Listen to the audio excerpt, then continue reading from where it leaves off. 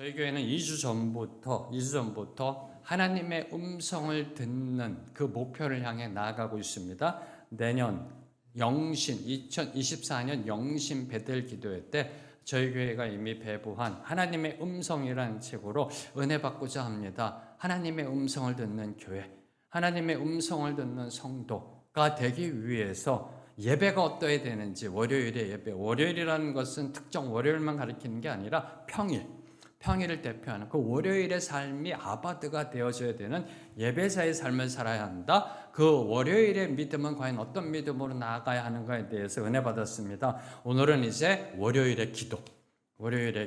성경은 저와 여러분에게 쉬지 말고 기도하라고 명하고 있습니다. 그래서 이 월요일의 기도, 평일의 기도, 삶의 기도가 어떻게 나아가야 하는가에 대해서 저희들이 은혜 받고자 합니다. 월요일에 예배를 드리는 그 아바드의 삶, 예배자의 삶, 그 삶의 가장 기본적이고 본질적인 것은 믿음입니다. 그렇죠? 믿음이 없이는 예배자의 삶을 살아갈 수가 없습니다. 그리고 그 믿음을 드러내는 핵심 중에 핵심, 믿음의 가치를 드러내는 핵심 중에 핵심, 믿음의 능력을 보여주는 핵심 중에 핵심이 기도라는 겁니다. 기도. 네. 우리의 믿음을 보여줄 수 있는 것, 그것이 바로 기도라는 겁니다. 기도가 우리 믿음 생활 중에 얼마나 중요한지에 대해서 R.A. 토레이 목사님은 이렇게 말씀하셨습니다. 기도는 천국문의 열쇠다. 전 너무 좋아요. 네. 이 표현이 너무 좋습니다. 기도하시는 분들은 이게 무슨 뜻인지 아실 겁니다. 기도는 천국문을 여는 열쇠다. 하나님이 하늘문을 여시고 이것을 주목하시고 임재하시는 것, 그게 바로 기도다. 그리고 스펄전 목사님은 기도는 영혼의 호흡이다. 기도는 영혼의 호흡이다. 그리고 토니 에반스 목사님은 이렇게 말씀하셨습니다. 기도는 먹고 숨 쉬는 것만큼 우리의 정상적인 일상이 되어야 한다. 기도는 먹고 숨 쉬는 것만큼 우리의 정상적인 일상이 되어야 한다. 하나같이 다 맞는 말씀입니다. 하나같이 기도의 깊이를 경험하신 목사님들의 고백입니다. 그래서 디트리 보네포 목사님, 독일 나치 때 이 복음의 자유를 선포하며 나아가시다가 순교하신, 독일 나치에 의해서 이렇게 총살당하신 이 보네포 목사님은요, 기도의 중요성을 다음과 같이 강조하셨습니다. 아침에 하나님과 하나 되는 조화로운 마음은 하루를 온종일 질서 있고 정연하게 만들어 줍니다. 아침에 하나님과 하나 되는 조화로운 마음, 하나님과 하나 되는 그 마음은 하루를 온종일 질서 있고 정연하게 만들어 줍니다. 아침 기도 때 이러한 일치감을 간구하고 발견해야 하며 이것은 일을 할 때 증명됩니다. 아침에 기도할 때 하나님과 하나 되어짐으로 하루를 살아낼 때 그때 삶을 제대로 살 수 있다는 겁니다. 이런 아침의 기도는 그날을 결정합니다. 우리가 부끄럽게 낭비한 시간, 이기지 못한 유혹들, 연약함과 낙담 속에 일하는 것, 다른 사람들과의 교제나 우리의 생각에서 나타나는 무질서함과 방종은 종종 아침 기도의 소홀함에서 비롯됩니다. 라고 보네포 목사님이 고백하셨습니다. 한마디로 기도는 삶의 조율이라는 겁니다. 삶의 조율. 무슨 뜻이냐고요? 어제 우리의 삶이 세상 속에서 살았잖아요. 어제의 세상 속에서 우리의 연주된 우리의 삶을 이제 하나님의 음으로 다시 조율하는 것, 그게 기도라는 겁니다. 세상 속에 세상대로 살았던 우리의 삶을 하나님의 음으로 다시 조율하는 게 기도라는 겁니다. 기도해야 제대로 된 삶, 기도해야 멋있는 삶, 기도해야 하모니를 이루는 삶을 살아갈 수 있음을 강조하고 있는 겁니다. 자, 그렇다면 기도가 그만큼 중요하다면 이제 우리가 고민해야 할 거, 어떻게 기도해야 하는 건가요? 이 질문입니다. 이 질문을 이제 계속해서 올 연말까지, 내년 초까지 계속해서 이 부분에 대한 묵상이 들어갈 겁니다. 어떻게 기도해야 되는가? 어떤 기도가 성경적 기도인가라는 이 질문 앞에 쓰는 겁니다. 예배자로서 어떻게 기도해야 되는가? 하나님을 믿는 믿음의 기도는 과연 어떤 기도인가? 이 부분입니다. 이 부분을 저와 여러분이 은혜 받아야 하나님의 음성을 듣는 법, 달라스 윌라드 목사님이 쓰신 그 책에 대한 핵심으로 들어가 하나님의 음성을 듣는 교회, 하나님의 음성을 듣는 성도로 나아갈 수 있게 될 줄로 믿습니다. 자, 이를 위해 먼저 던지는 질문. 지금까지 여러분은 기도한 모든 것에 응답 받으셨는지요? 라는 질문입니다. 하나님을 믿는 백성으로서 기도합니다. 그렇죠? 기도하지 않는 하나님의 백성 성도는 없습니다. 심지어 식사할 때도 기도합니다. 네, 잠자리에 들기 전에 기도합니다. 그렇죠? 기도가 삶의 한 부분이 되어져 있습니다. 이 기도, 여러분이 해오신 기도, 여러분의 자녀들을 위해, 가정을 위해, 부모님을 위해, 형제 자매를 위해, 국가를 위해, 나라를 위해, 교회를 위해 기도했던 모든 것들이 응답 받으셨는지요? 이 질문부터 시작하는 겁니다. 모든 기도에 응답 받으셨는가? 아니라면 왜 응답받지 못했는가? 응답받는 기도는 어떤 기도이며 기도에 응답받으려면 어떻게 해야 하는가? 라는 질문. 이 질문부터 이 질문이 이제 계속해서 저희들이 말씀의 은혜 시리즈로 들어가는 그 첫 번째 던지는 질문입니다. 이 질문에 대해 가르침을 주시는 주님은 이렇게 시작합니다. 이에 대한 가르침에 대해 주님은 이렇게 시작합니다. 마태복음 7장 7절 말씀 함께 읽습니다. 시작. 구하라 그리하면 너희에게 주실 것이요 찾으라 그리하면 찾아낼 것이요 문을 두드리라 그리하면 너희에게 열릴 것이니. 네, 신앙생활 해오신 분들은 한두 번 들어보셨을 겁니다. 아니 귀에 닳도록 아마 들으신 말씀일 겁니다. 그렇죠? 네, 산상수훈에서 주님께서 기도에 대한 가르침을 주신 말씀입니다. 구하라 찾으라 두드리라. 마태복음 7장 7절에서 11절 말씀, 누가복음 11장 9절에서 13절 말씀, 오늘 본문 말씀, 왜 마태복음과 누가복음 두 본문 말씀을 집어넣는가? 같은 말씀이기 때문에. 주님이 하신 말씀, 주님이 가르쳐 주신 말씀을 한 사람은 마태가 듣고 한 사람은 누가가 듣고 그것을 기록한 겁니다. 주님이 하신 동일한 말씀입니다. 주님이 기도에 대해서 이렇게 가르침을 시작하십니다. 구하라 찾으라 두드리라. 구하라 찾으라 두드리라. 네. 여기서 저와 여러분이 주목해야 되는 거 세 동사가 전부 다 현재 시제라는 겁니다. 주님께서는 일부러 현재 시제를 사용하셨습니다. 구할 것이다가 아닙니다. 미래 시제가 아닙니다. 구하라 찾으라 두드리라. 현재 시제입니다. 어제도 현재 시제고 오늘도 현재 시제고 내일 여러분이 또 마태복음 7장 7절을 읽어도 구하라입니다. 현재 시제입니다. 10년 뒤에 여러분이 성경을 읽어도 구하라 현재 시제입니다. 구하라 찾으라 두드리라 항상 현재형이라는 겁니다. 무슨 말일까요? 뭘 강조하시는 걸까요? 계속 구하고 항상 찾고 중단하지 말고 두드리라는 말씀입니다. 이게 기도라는 겁니다. 계속 구하고 항상 찾고 중단하지 말고 두드리라. 네, 이에 대해서 왜 그래야 되는지는 이때 설교가 진행되면서 여러분에게 설명드리겠습니다. 언제까지요? 언제까지 구하고 찾고 두드려야 되나요? 응답 받을 때까지. 응답 받을 때까지. 네. 잃어볼 때 첫 번째로 우선 먼저 기도는요, 우리의 믿음과 의지, 신앙적 의지를 요구하는 영적 인내이자 신앙의 끈기이다라는 겁니다. 네. 기도는 우리의 믿음과 의지를 요구합니다. 네. 믿음과 의지를 요구하는 영적 인내입니다. 그리고 신앙의 끈기가 바로 기도라는 사실을 먼저 주님께서는 저와 여러분에게 교훈하고 있는 겁니다. 우리가 하나님이 우리의 기도를 들으신다라는 사실을 믿고 그 믿음으로 끝까지 포기하지 않고 기도하면 하나님은 반드시 그 기도에 응답하십니다. 물론 성경적 기도로 올려드릴 때 이런 기도하면 하나님이 들어주실까요? 하나님 오늘 저에게 1조억 원을 주세요. 이렇게 갑자기요?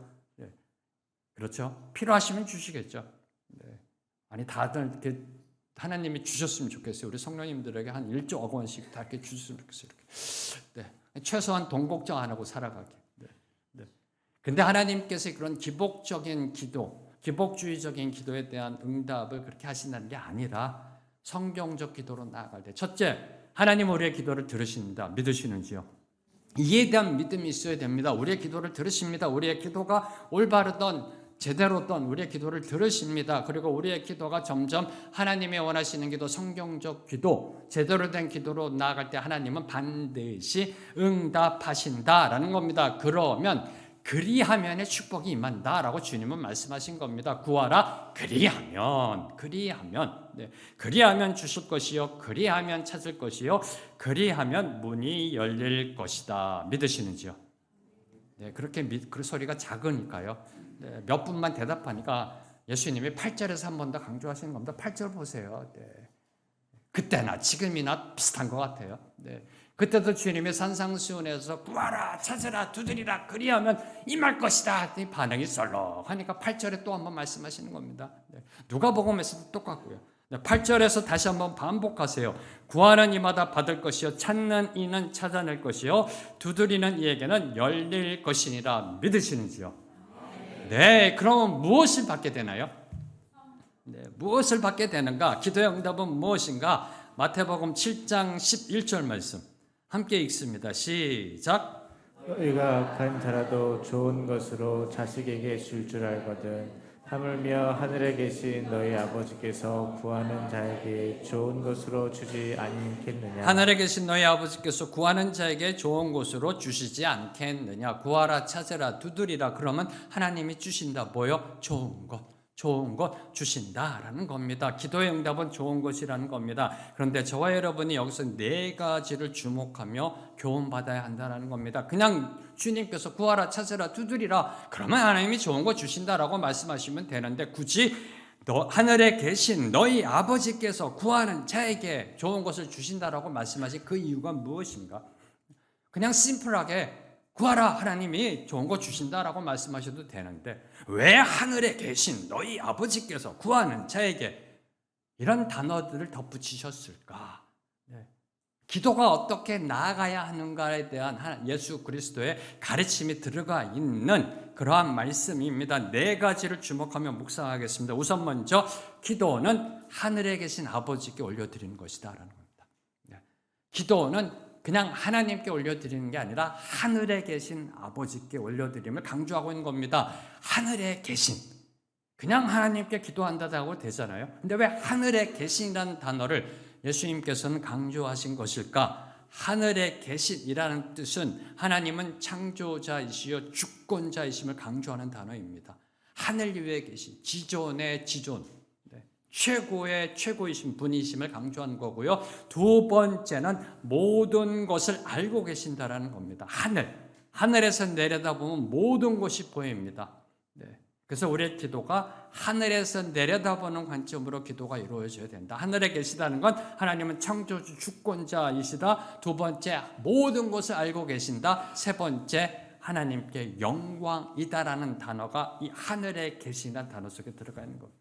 우리의 기도는 창조주 주권자 하나님, 모든 것을 알고 계시는 하나님, 그리고 하나님께 영광 돌리는 것이 우리의 기도가 되어져야 함을 강조하고 있는 겁니다. 요한복음 14장 13절 말씀. 요한복음 14장 13절 말씀 함께 읽습니다. 시작.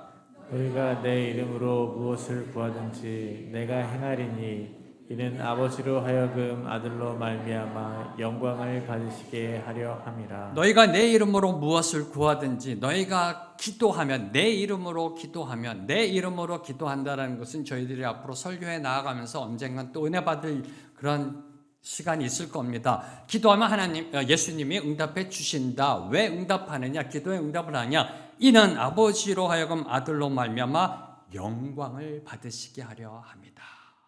영광을 받으시게 하려 합니다. 사랑하는 성도 여러분, 기도의 궁극적인 목적은요, 내가 원하는 것을 이루는 게 아닙니다. 네. 여러분이 기도하시잖아요. 네. 자녀들을 위해, 가정을 위해, 부모 형제를 위해, 건강을 위해 기도하잖아요. 그 기도의 궁극적인 목적은 여러분의 기도가 이루어지는 것이 아니라 하나님께 영광을 올려드리는 데 있다는 겁니다. 우리의 기도의 방향성은, 목적은 하나님께 영광임을 성경은 선포하고 있는 겁니다. 두 번째로 주목하는 거, 하늘에 계신 너희 아버지께서라고 주님 강조하세요. 너희라는 단어를 쓰세요. 너희는 복수형입니다. 너희 아버지께서 구하는 자마다 좋은 것을 주신다. 너희는 복수형입니다. 다시 말해 기도는 교회를 향한 명령이라는 겁니다. 너희를 향한 명령이라는 겁니다. 네. 교회 공동체를 향한 명령입니다. 한두 사람의 개인의 영적 의무 차원을 뛰어넘어 교회의 영적 책임이라는 겁니다. 네. 그래서 이 교회가 기도라는 영적 기둥 위에 세워져야 함을 계속해서 강조하고 있는 겁니다. 교회가 세워지는 두 개의 영적 기둥, 말씀과 기도입니다. 말씀과 기도, 말씀 위에 세워져야 되고요, 기도 위에 세워져야 하는 겁니다. 기도 위에. 그래서 이 너희 아버지께라는 것은 이 교회는 기도의 영적 기둥 위에 세워져야 함을 강조하고 있는 거고요. 셋째, 구하는 자에게 좋은 것을 주시지 않겠느냐. 기도는 구해야 한다는 겁니다. 기도는 구해야 한다. 네, 가끔가다 제가 이런 소리를 듣는 성도님들의 그 말씀을 들은 적이 있어요. 목사님, 하나님은 모든 걸 다 알고 계시죠? 그럼요. 전지하시니까요. 근데 굳이 기도할 필요 있나요? 이렇게 말씀하시는 분이 계세요. 모든 것 다 알고 계시는데, 지금 내가 마음속에 뭐 원하는지 알고 계시는데 굳이 뭐 그렇게 기도할 필요 있나요? 라고 말씀하시는 분이 계세요. 아니요. 성경은 분명히 선포하고 있습니다. 구하는 자에게 주신다. 하나님은 다 아시겠지. 다 아시니까 그냥 다 알아서 해주실 거야. 그냥 그렇게 나아가는 것이 믿음이 아님을 저와 여러분이 이미 지난주에 한번 저희들이 은혜 받았습니다. 하나님은 다 아시겠지가 아니라 다 아시는 그분께 올려드리는 것이 기도임을 강조하고 있는 겁니다. 우리가 우리의 입술을 통해 구해야 합니다. 우리의 마음을 통해, 심령을 통해 하나님께 구해야 한다라는 겁니다. 하나님은 우리의 간구를 듣기를 원하십니다. 왜요? 그 부분은 나중에 천국 가시면 하나님께 물어보세요. 성경을 보면 하나님은 우리와 대화하기를 원하세요. 그래서 창세기 처음에 보면 죄를 짓고 숨어있는 아담과 하와에게 다가가시잖아요. 아담아 어디에 있는, 대화하고 싶으셔서. 하나님은 우리 인간과, 하나님의 형상대로 지음받는 우리 인간과 대화하기를 원하세요. 그래서 기도는 하나님과의 대화라는 그러한 사실을 저와 여러분에게 교훈하고 있는 겁니다. 구하는 자에게 주신다. 기도는 간구해야 된다. 네 번째, 마지막으로 하늘에 계신 우리 하나님 아버지께 간구함의 그 응답은 좋은 것이다 라는 겁니다. 좋은 것. 하늘에 계신 너희 아버지께서 구하는 자에게 좋은 것으로 우리에게 주신다. 기도의 응답은 좋은 것이다. 좋은 것이다. 자, 그러면 이제 질문, 좋은 것이란 무엇인가 라는 겁니다. 여러분에게 가장 좋은 것이 무엇인가요? 좋은 것이 무엇인가라는 질문입니다. 그렇죠? 성경이 우리에게 던져지는 교훈의 말씀 중에는요, 좀 관념적이고 추상적이고 영적인 것들이 많아요. 그러니까 어떨 때 보면은 하늘에 떠 있는 거 잡는 듯한 느낌이 들 때가 많아요. 이걸 하나하나 성경을 통해 저와 여러분이 교훈 받아야 우리의 삶 속에 적용해 나아갈 수가 있는 겁니다. 자, 그러면 좋은 것이란 무엇인가? 하나님이 우리의 기도 응답으로 주신 좋은 것이란 무엇인가? 누가복음 11장 13절 말씀, 오늘 말씀 함께 읽습니다. 시작. 너희가 악할지라도 좋은 것을 자식에게 줄 알거든 하물며 너희 하늘 아버지께서 구하는 자에게 성령을 주시지 않겠느냐 하시니라. 너희가 악할지라도 자식에게 좋은 것 주잖아요. 그게 부모 마음 아닌가요? 자식이 못됐어도, 자식이 엇나가도 좋은 거 주고 싶은 게 우리 부모 마음이잖아요. 그렇듯이 하늘에 계신 우리 하나님 아버지도 구하는 자에게 좋은 것, 성령을 주시지 않겠느냐. 기도의 응답으로 하나님이 주시는 것은 좋은 것입니다. 좋은 것은 바로 성령이다. 성령이다. 라고 성경이 선포하고 있는 겁니다. 기도의 응답은 성령이다. 성령이 가장 좋은 것이다. 누구에게? 우리에게 가장 좋은 것은 성령이다. 기도의 응답은 성령이구나. 할렐루야, 감사합니다. 깨달음 주셔서 감사합니다. 기도의 응답은 내가 원하는 것을 갖는 게 아니라 성령이구나. 자, 그런데 이 부분에서 저와 여러분이 반드시 짚고 넘어가야 할 것, 구원받은 저와 여러분이 이미 성령을 받았다라는 겁니다. 아니신가요? 성경에 보면 분명히 구원받은 자에게는 성령의 내주하심이 있다라고 그래요. 성령이 우리 안에 들어와 계세요. 이미 성령을 받았습니다. 성령을 받았어요. 근데 기도의 응답이 성령이래요. 받았는데? 자, 첫 번째, 먼저 여러분 다 구원 받으셨는지요? 확인해 보겠습니다. 고린도전서 12장 3절에 보면요. 고린도전서 12장 3절에 보면 성령으로 아니하고는 누구든지 예수를 주라 시인할 수 없다 그래요. 주, 롯, 여호와란 뜻입니다. 성령이 아니고는 예수를 주권자, 세상의 주권자, 온 우주 만물을 만드신 주권자라고 고백할 수 없다라고 성경은 분명히 선포하고 있습니다. 다 함께 고백합니다. 한 목소리로 고백합니다. 예수님은 나의 주이십니다. 예수님은 나의 주이십니다. 믿으시는지요? 그럼 성령 받으신 거라니까요. 성령이 아니고는 예수를 주라 시인할 수 없다. 주라 시인할 수 없다. 고백하셨잖아요. 이미 성령 받았습니다. 그런데 기도의 응답이 성령이다? 이게 무슨 소리일까요? 도대체 어떤 기도이길래 우리는 이미 구원 받았는데 성령 받았는데 또 기도의 응답이 성령이라는 걸까? 우리는 이미 성령 받았는데 기도를 계속해야 하는지요? 기도의 응답이 성령이면 우리 이미 성령 받았는데 어떤 기도이길래 그 응답이 성령인가? 선교하겠다는 기도인가? 북한 땅 들어가겠다는 기도인가? 성령의 능력을 구하는 기도인가? 이슬람을 향해 무슬림을 향해 나아가는 기도인가? 오늘 아침에 뉴스 보니까 또 이스라엘에 전쟁이 일어났습니다. 팔레스타인과 이스라엘이요. 팔레스타인 가자 지구를 향해 목숨 걸고 들어가는 선교하겠다는 기도인가?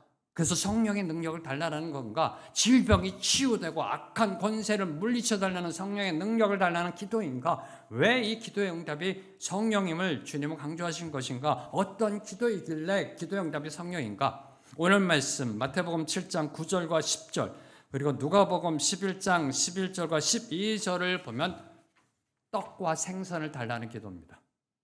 보세요. 떡과 생선을 달라는 기도입니다. 마태복음 7장 9절을 보면 너희 중에 누가 아들이 떡을 달라 하는데 돌을 주며 떡을 달라는 겁니다. 10절 생선을 달라 하는데 뱀을 줄 사람이 있겠느냐? 떡과 생선입니다. 누가복음은 이걸 생선과 알, 계란, 떡을 달라는 기도입니다. 생선을 달라는 기도입니다. 무슨 기도예요?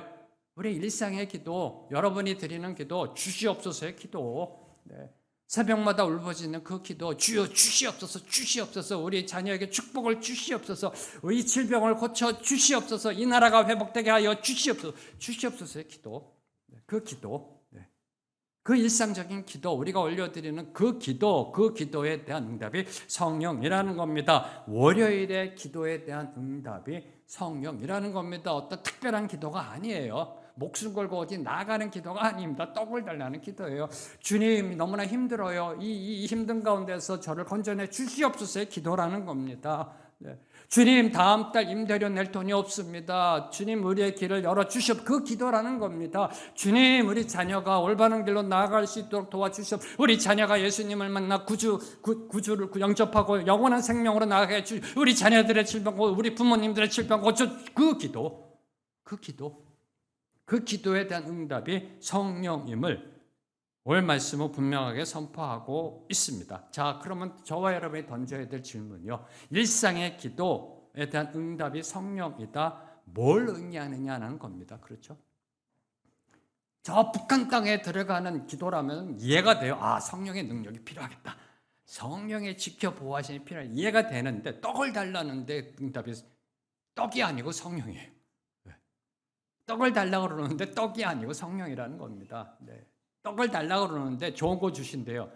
그러면 1+1으로 떡 2개 주시나? 아니요. 성령이라는 겁니다. 성령. 생선 달라고 그러는데 성령이라는 거예요. 도대체 이게 무슨 의미를 주시는 것일까? 이에 대한 답 또한 성경에 있습니다. 이에 대한 답. 먼저 요한복음 20장 21절에서 22절의 말씀 함께 보겠습니다. 시작. 예수께서 또 이르시되 너희에게 평강이 있을지어다. 아버지께서 나를 보내신 것 같이 나도 너희를 보내노라. 이 말씀을 하시고 그들을 향하사 숨을 내쉬며 이르시되 성령을 받으라. 잠깐 그 말씀 띄워놔 주세요. 자막에 21절에 보세요. 예수님이 말씀하십니다. 부활하신 예수님이 제자들을 향해 너희에게 평강이 있을지어다. 너희에게 평강이 있다가 아니라 있을지어다. 아버지께서 나를 보내신 것 같이 나도 너희를 보내노라. 이 말씀하시고 그들을 향하여 숨을 내쉬며 이르시되 성령을 받으라. 성령을 받으라. 21절에 너희에게 평강이 있을지어다. 있을지어다. 그렇게 하기 위해서 뭘 받아야 돼요? 22절에 성령을 받아야 한다는 겁니다. 성령을 받아야 한다는 겁니다. 여기에 귀한 영적 등식이 있는 겁니다. 성령을 받아야 평강을 누린다는 겁니다. 하나님의 샬롬, 하나님이 주시는 그 평화, 샬롬을 누리게 됨을 요한복음에서 부활하신 예수님은 분명하게 선포하셨습니다. 너에게 평강이 있을지어다. 그렇게 하기 위해선 성령을 받으라. 성령을 받으면 하나님의 평강이 임하게 된다라는 겁니다. 기도의 응답은 좋은 것입니다. 좋은 것은 성령이었었습니다. 성령을 받으면 평강이 임하는, 샬롬이 임하는, 이게 바로 좋은 것, 기도의 응답임을 성경은 저와 여러분에게 선포하고 있는 것입니다. 기도의 응답은 하나님의 평강이라는 겁니다. 기도의 응답은 우리 안에 충만하게 일어나는 하나님이 함께 하시는 그 평화라는 겁니다. 평강, 평안함, 이게 기도의 응답이라는 겁니다. 증명하겠습니다. 사도 바울께서 이를 확증하십니다. 빌립보서 4장 6절에서 7절 말씀 함께 읽습니다. 시작. 아무것도 염려하지 말고 다만 모든 일에 기도와 간구로 너희 구할 것을 감사함으로 하나님께 아뢰라. 그리하면 모든 지각에 뛰어난 하나님의 평강이 그리스도 예수 안에서 너희 마음과 생각을 지키시리라. 쉬지 말고 기도하라라고 명하신 사도 바울께서 이렇게 말씀하십니다. 모든 기도와 간구에 대한 응답은 모든 지각에 뛰어난 하나님의 평강이다. 기도의 깊이와 넓이를 경험하신, 쉬지 않고 기도하신 사도 바울의 고백이십니다. 모든 기도와 간구에 대한 응답은 모든 지각에 대한 하나님의 평강이 저와 여러분의 생각과 마음을 지키시는 것, 이게 기도의 응답이라는 겁니다. 우리가 원하는 걸 받는 게 기도의 응답이 아니라 하나님이 주시는 평강을 누리는 것, 평화를 누리는 것, 바로 그것이 기도의 응답임을 설명하고 있는 겁니다. 즉 기도의 응답은 하나님이 주시는 샬롬이라는 겁니다. 하나님이 주시는 평화, 가장 좋은 것, 그것은 성령이고, 성령을 받으면 성령이 우리 안에 내주하신 우리 성령께서 역사하시면 우리 가운데 하나님의 평화가 임하게 되는 겁니다. 세상이 주는 평화가 아닙니다. 주님이 말씀하셨습니다. 내가 주는 평화는 세상이 주는 평화와 다르다. 하나님이 주시는 평화, 하나님 나라의 평화가 임한다라는 겁니다. 내가 기도한 대로 이루어지던 이루어지지 않던 내 마음에 평화가 있으면 기도 응답받은 겁니다. 예를 들어서 자녀가 대학 입시를 앞두고 열심히 기도했는데 대학에 뚝 떨어졌어요. 그런데 왠지 모르게 마음이 편해요. 그 기도의 응답이라는 겁니다. 똑 떨어짐으로 인하여 하나님께서 그 자녀를 더 나은 길로 인도하시는 하나님의 섭리라는 겁니다. 우리는 모르죠. 똑 떨어뜨리심으로 인하여 새로운 길로 인도하셔서 하나님의 축복의 길로 인도하시는 겁니다. 그 자녀가 대학에 붙었어요. 근데 왠지 모르게 불안해. 붙었는데도 하나님의 응답이 아니라는 겁니다. 또 다른 하나님의 뜻이 있다는 겁니다. 계속해서 간구하며 기도함으로 나아가야 한다라는 겁니다. 기도의 응답은요, 평화입니다. 평강입니다. 평안입니다.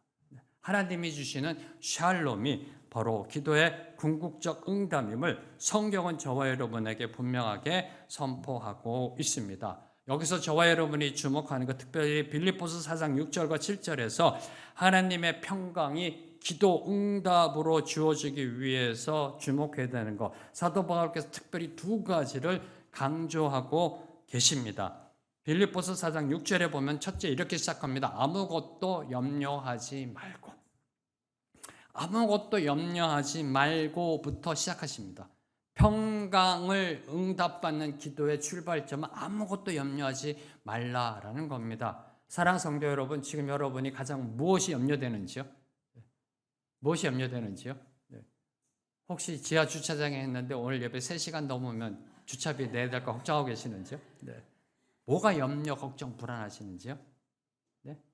그 염려가 아닙니다.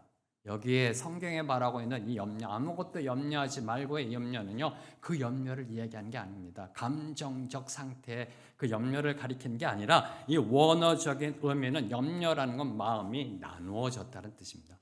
마음이 나누어졌다. 무슨 뜻이에요? 저와 여러분이 온전히 하나님께 올인할 때, 하나님만 바라볼 때 세상 모든 것을 얻은 것 같은 기쁨의 충만함 속에 살아가잖아요. 예배 드릴 때는, 찬양 드릴 때는 너무 좋잖아요, 이렇게. 근데 교회당 문을 열고 나가면 이제 우리의 마음이 갈라져요. 나누어져요. 자식 걱정, 세상 걱정, 일터 걱정, 임대료 낼 걱정, 걱정 이게 나누어져요. 찬양할 때 하나님께 올인합니다. 네. 그런데 교회 문을 열고 나아가면 세상 것에 마음이 나누어져. 이게 염려예요. 이게 염려입니다. 아무것도 염려하지 말라라는 의미는요, 나누어진 마음, 세상을 향해 나누어진 마음을 다시 하나님께로 집중하라는 뜻입니다. 다시 하나님께로 집중하라라고 말씀하고 있는 겁니다. 나누어진 마음을 다시 하나님께로 올인하는 것이 기도의 선결 조건이라는 겁니다. 구하고 찾고 두드리는 선결 조건이 뭐예요?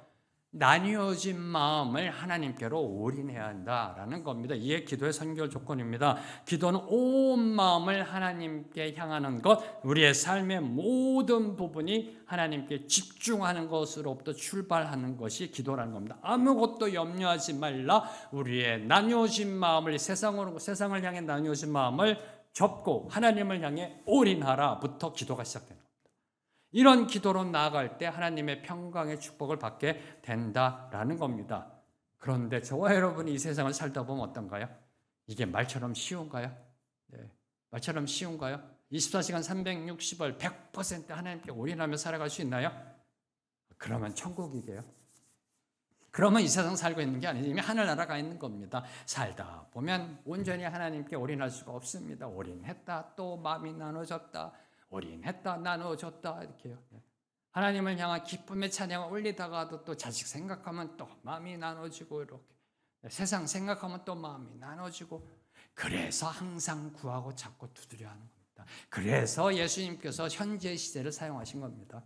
현재 시제를 항상 찾고 두드리고 구해야 하는 겁니다. 쉬지 말고 기도해야 하는 것입니다. 두 번째로 주목하는 거 빌립보서 4장 6절에 모든 일에 기도와 간구로 너희 구할 것을 감사함으로 하나님께 아뢰라 라고 되어 있습니다. 첫 번째로 하나님께 올인해야 한다. 나뉘어진 마음을 이제 접고 하나님께 올인하는 것이 기도의 선결 조건이고 두 번째 모든 일에 기도와 간구로 너희 구할 것을 감사함으로 하나님께 아뢰라. 감사가 있어야 된다.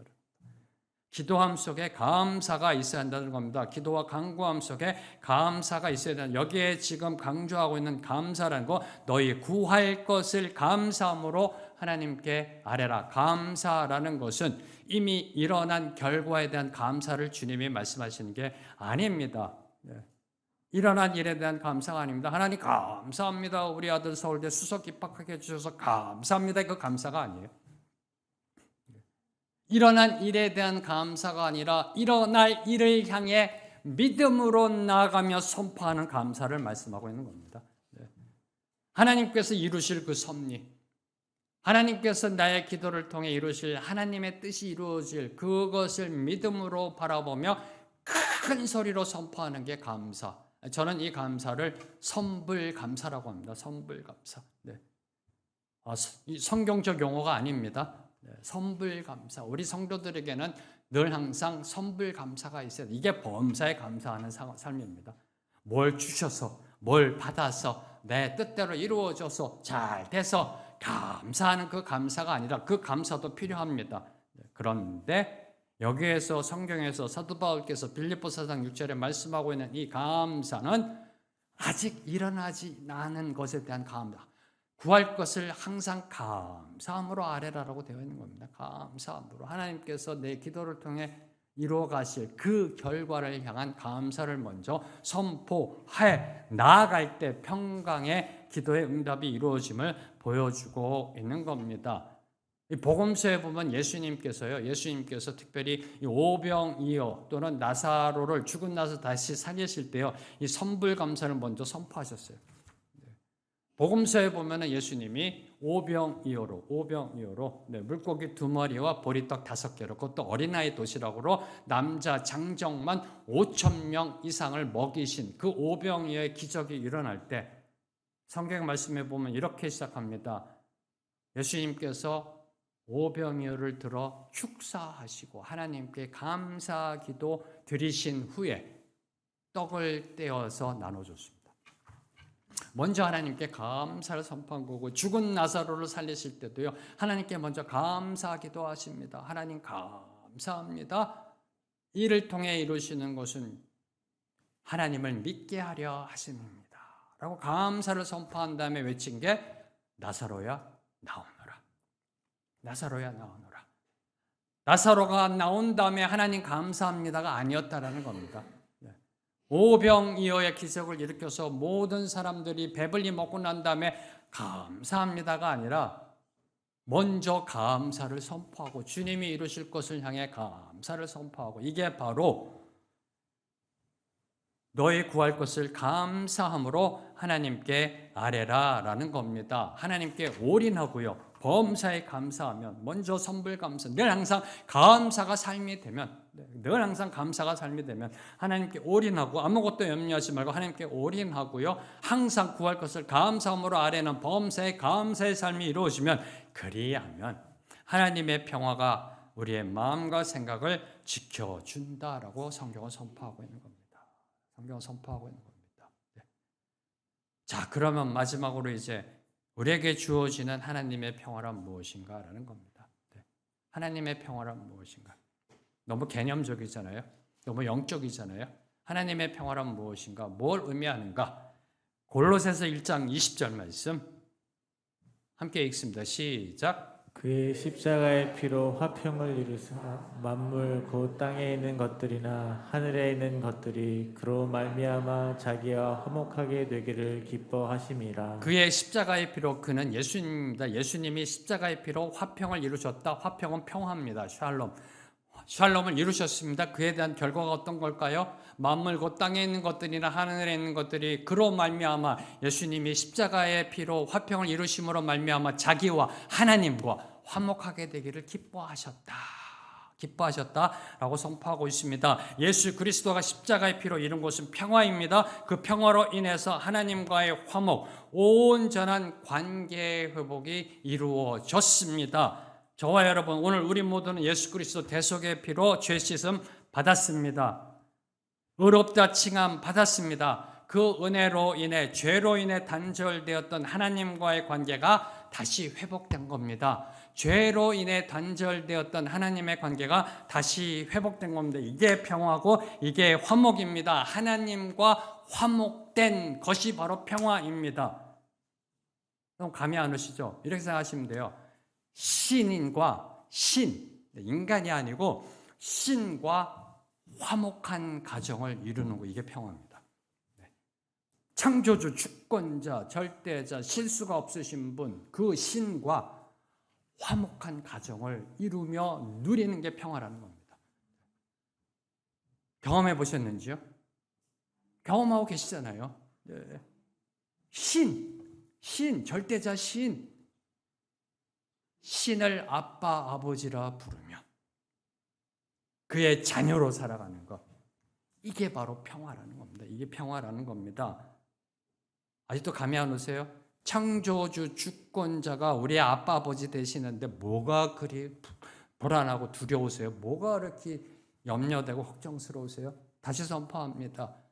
예수 그리스도 십자가 대속의 피로 평화가 선포되어졌습니다. 그 결과로 주어진 것은 하나님과의 화목입니다. 화목. 신과 화목된 가정을 이루게 된 겁니다. 하나님을 아빠, 아버지가 부를 수 있고 하나님은 우리를 자녀 삼아주신 신과 화목한 가정을 이루는 게 평화입니다. 창조주 주권자가 나의 아빠가 나의 아버지 되시는데 뭐가 그리도 염려스러우세요? 뭐가 그리도 불안하세요? 이 세상은요, 빌 게이츠라든지 삼성그룹의 지금 이병철 돌아가신 이병철 회장이라든지 이런 사람들이 내 아버지면요 어깨 피고요 걱정 없이 살아갑니다. 금수저의 삶을 살잖아요. 하나님이 나의 아빠 아버지 되시는데 이게 평화입니다. 하나님이 나를 지켜주시고 보호하실 것인데 왜요? 나의 아빠인데 아빠가 알아서 하시겠지만 내 삶을 이렇게 이끌어 나아가시고 그 말씀에 순종만 하면 되고요. 이게 평화라는 겁니다. 이게 완벽하신 분, 전지전능하신 분, 절대자, 그분이 나의 아빠 아버지가 되시는 것, 하나님을 아빠 아버지라 부르며 그 하나님의 따스한 품 안에 안겨 기도하는 그 기도, 아빠 되시는 그 하나님 앞에서 뭐 못할 말이 있어요? 아빠인데. 뭘 못할 말이 있냐고. 아빠인데. 아빠한테 있는 말, 미주알 고주알 다 아빠 나 힘들다, 속상하다, 뭐 억울하다, 뭐 있는 얘기 다 하는 겁니다. 그 품 안에 안겨서 아빠 품 껴안아서 아빠 하면서 아빠 나 힘들어. 알잖아. 봤잖아. 아까 황 목사가 나 괴롭히잖아. 나 너무 힘들어. 있는 말 다 하는 겁니다. 하나님 앞에. 아빠인데. 아빠인데. 그리고 아빠 미안해. 아빠 다 보고 있었지. 아까 내가 있잖아. 잠깐 헷가닥 해가지고 그 나쁜 짓 했어. 미안해. 다시는 안 그럴게. 아빠인데. 그죠? 다 보고 계세요. 근데 아빠니까 다 얘기하는 겁니다. 아빠 창피해? 나 같은 거 자녀 둬서 미안해. 다시는 안 그럴게. 다시는 그런 짓 안 할게. 하나하나 다 쏟아내는 것. 이게 기도라는 겁니다. 세상도 이야기합니다. 마음에 담아두면 뭐가 된다고요? 병이 된다. 병이. 우리 아빠 앞에 나아가서 있는 거 다 쏟아내는 이게 기도입니다. 다 쏟아내면 어때요? 시원하잖아요. 속이 시원하잖아요. 다 쏟아내면. 이게 평화입니다. 하나님 앞에 있는 거 다 이게 평화입니다. 아빠 앞에서 이게 기도고요. 다 이야기하는 거. 있는 그대로 솔직하게 이게 기도고요. 그런 기도로 나아갈 때 우리 안에 하나님의 평화가 임하게 되는 것입니다. 사랑하는 성도 여러분 기억하십시오. 응답받는 기도는 하나님을 얼마나 신뢰하며 친밀한가에 달려 있습니다. 그리고 그 신뢰적 친밀함은요, 하나님을 아빠, 아버지라 부르는 관계 속에서 주어진다라는 겁니다. 그때 우리가 하나님을 아빠, 아버지로 부르며 하나님 안에 거할 때, 하나님과 가까워질 때 비로소 내 삶을 통해 하나님이 이루시고자 한 그 뜻을 알게 됩니다. 가까워지면은요, 아버지가 나를 통해서 뭘 원하시는지를 깨닫게 돼요. 그 뜻을 알게 돼요. 그리고 그 뜻에 순종하며 살아가는 것이 바로 믿음 생활이고 기도 응답받는 삶임을 성경은 증거하고 있습니다. 그래서 마틴 루터, 종교개혁자 마틴 루터는 기도에 대해서 이렇게 정의를 내렸습니다. 기도는 하나님을 설득하는 수단이 아니다. 네. 지금도 열심을 내서 하나님을 설득하시는 분들 계시잖아요. 네. 주시옵소서. 안 주면 새벽기도 나와, 안 주면 금철하고, 안 주면 내가 40일 금식기도 들어갑니다. 죽기 살기로 달려듭니다. 주시옵소서. 기도는 하나님을 설득하는 수단이 아니라 하나님의 뜻을 구하는 수단이다. 네. 모든 신학자들이 이구동성으로 얘기하는 것, 기도는 하나님의 뜻을 알아가는 영적 GPS다. 영적 내비게이션이라는 겁니다. 기도는요, 하나님의 뜻을 알아. 그래서 그 뜻을 이름으로 그분께 영광 올려 드리게 되어 있는 것입니다. 마지막으로 질문하겠습니다. 자, 그러면 어떻게 하면 항상 하나님 아버지 품 안에 거하며 기도할 수 있을까라는 겁니다. 어떻게 하면 항상 하나님의 평강을 누릴 수 있을까라는 겁니다. 이론적은 압니다. 그렇죠? 어떻게 하면 항상 하나님 아버지 품 안에 거하며 기도할 수 있을까? 이에 대한 길잡이를, 이에 대한 가르침을 조나단 에드워즈 목사님이 대답하고 계십니다. 미국의 영성 운동을 일으키셨던 영적 각성 운동을 일으키셨던 18세기에 영국에서는 웨슬리 목사님, 존 웨슬리, 미국에서는 조나단 에드워즈 목사님이 18세기 영적 각성 운동을 일으키셨던 그 목사님, 항상 기도하셨던 목사님이 이렇게 대답하십니다. PPT 한번 올려봐 주실래요? 내게는 하나님과 그리스도를 향한 그리고 거룩함을 향한 강렬한 열망이 있었다. 여기서부터 출발합니다. 하나님을 향한, 그리스도를 향한, 십자가를 향한, 복음을 향한 갈급함의 열망이 있었다. 열정이 있었다. 목마른 사슴이 시냇물을 찾기에 갈급한 그 심령으로 늘 항상 열망이 있었다. 그로 인해 내 마음은 거의 터질 듯 늘 항상 충만했다. 여기서부터 출발합니다. 해마다 나는 하나님의 일을 하면서 거의 모든 시간을 보냈다. 가끔은 숲이나 한적한 곳을 홀로 걸으며 묵상과 독백과 기도를 통해 하나님과 대화를 나누었다. 그럴 때면 나는 늘 내가 묵상한 것을 찬양으로 부르곤 했다. 찬양이 터져나오고요, 기도가 되고요, 어디에 있든지 끊임없이 내게서 기도가 쏟아져 나왔다. 나의 마음에 내적 열망을 토해내는 호흡처럼 기도는 내게 아주 자연스러운 일이었다. 어떻게 항상 하나님 안에 거하며 기도할 수 있는가? 출발점, 하나님을 향해, 그리스도를 향해, 십자가를 향해, 복음을 향한 강렬한 열망이라는 겁니다. 강렬한 열망, 갈급한 심령, 목마른 사슴이 시냇물을 찾고자 하는 그 열정, 열망, 갈급함이 있느냐라는 겁니다. 응답받는 기도의 출발점은 바로 이 열망입니다. 열정입니다. 갈급함입니다. 그러하여 우리의 심령이 그 갈급함으로, 열망으로, 열정으로 하나님을 찾고자 하는, 복음을 찾고자 하는 그 열정으로 충만해질 때 툭 건들면 나오는 게 기도고, 툭 건들면 나오는 게 찬양이고, 그분께 영광이고, 그러니 늘 항상 주님과 대화하며 기도가 쏟아져 나오고, 그 기도는 늘 항상 그 마음 가운데 평화를 주고, 그러한 삶을 살았음을 조나단 에드워즈 목사님은 고백하고 계십니다. 오늘 말씀을 맺겠습니다. 월요일의 기도는요, 월요일의 기도는 항상 구하고 찾고 두드리는 것입니다. 월요일의 기도는 항상 구하고 찾고 두드리는 것, 우리의 아빠, 아버지 되시는 하나님을 신뢰하며 그분의 품 안에 거하며 아무것도 염려하지 말고 감사함으로 모든 일에 기도하는 것입니다. 이게 월요일의 기도입니다. 항상 구하고 찾고 두드리고 우리의 아빠, 아버지 되시는 하나님의 품 안에 거하며 아무것도 염려하지 않고 감사함으로 모든 일에 하나님께 아래에 올려드리는 게 월요일의 기도입니다. 그때 하나님은 저와 여러분에게 가장 좋은 것을 주십니다. 우리에게 성령을 주십니다. 성령을 통해 예수님이 십자가에서 이루신 평화, 하나님의 평화, 모든 지각에 뛰어난 그 샬롬을 우리에게 주십니다. 이 하나님의 평화가 여러분의 모든 삶에 충만하게 되기를 주님의 이름으로 선포합니다. 함께 찬양하며 나아갑니다. 평화, 평화로다.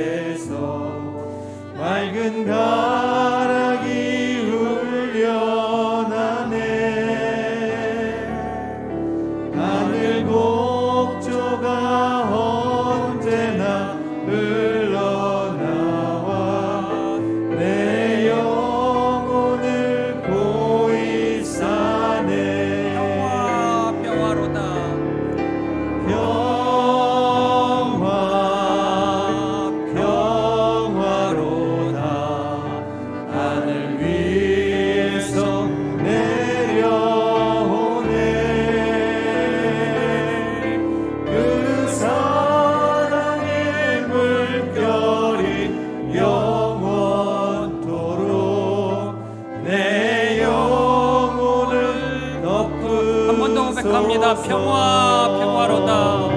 평화, 평화로다.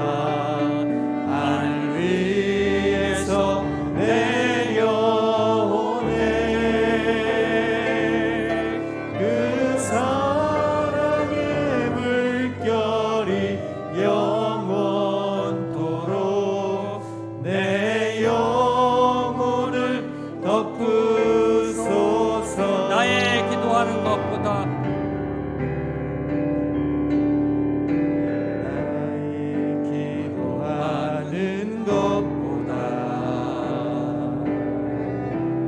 더욱 응답하실 하나님,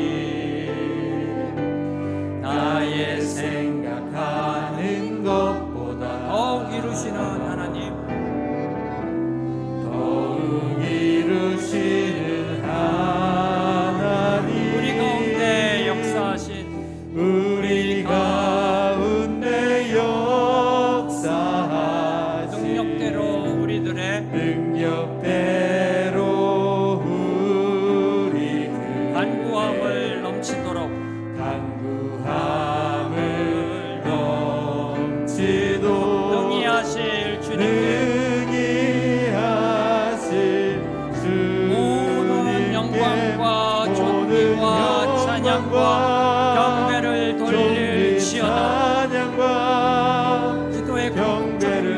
하나님께 영광입니다.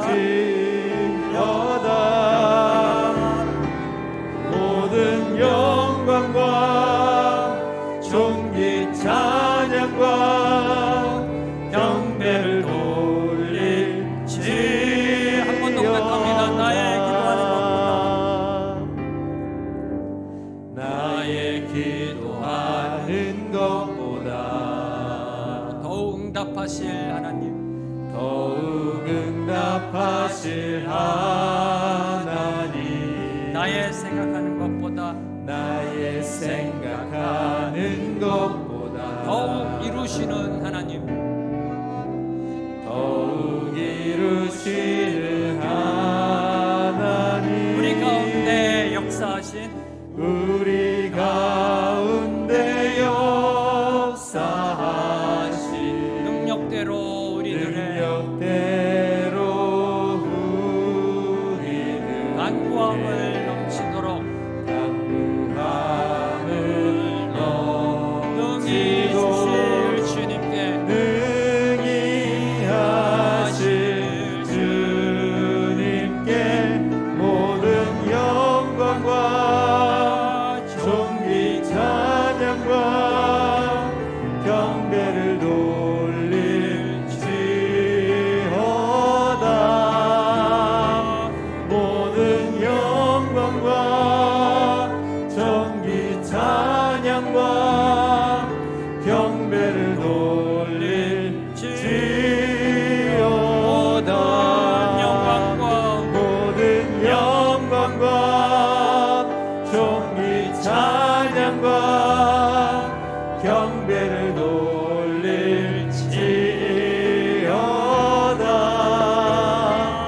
모든 영광과 존귀 찬양과 경배를 돌릴지어다.